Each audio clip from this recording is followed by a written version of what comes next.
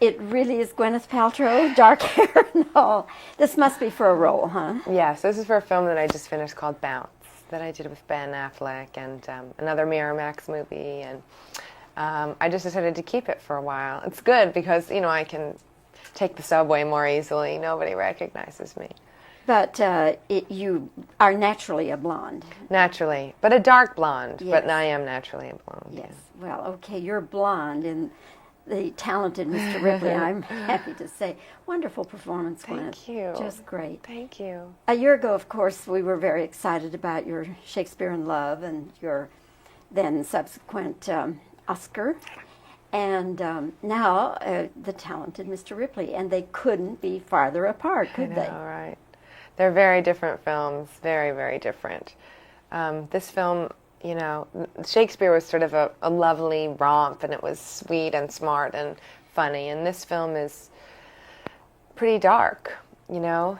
It is. It's tragic and it's beautiful and it's complicated. And I think it's a really wonderful and important film, but very different from Shakespeare.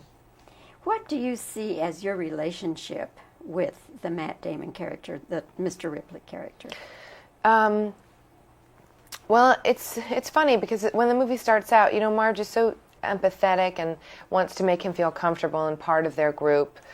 But since she's the only one that is really truthful and has really good insight into other people, their relationship starts to shift and mutate until she becomes very mistrustful and very resentful of him.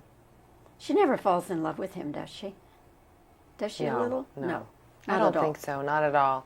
I think she's very in love with her boyfriend, and I think she loves Tom in the beginning of the film. You know, she feels a lot of warmth towards him, but I don't think she ever falls in love with him.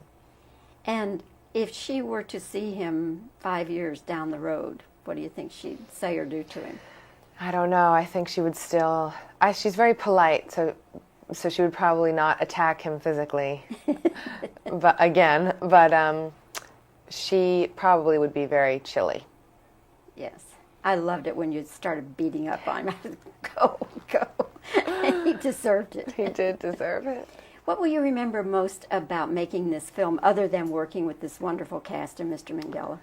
Gosh, I mean, that'll sort of be, I think, what I take away from it all. I mean, it was so wonderful to work with Anthony and Kate and Philip Hoffman and Philip Baker Hall and Jude Law, and everybody was just so good. It was so nice. James Rebhorn, it was so nice to work with such an incredible cast of actors. What about the locations? What was your favorite? I liked Venice a lot. Venice is a beautiful city. But I realized about Venice is you don't want to go there for more than, you know, a week or so. It starts to sort of come in on you after a while. But it was so beautiful, so beautiful. And what time of year were you there? We were in Venice in late October. So that was a nice time. It wasn't too cold, but it wasn't too touristy. It was sort of somewhere in the middle.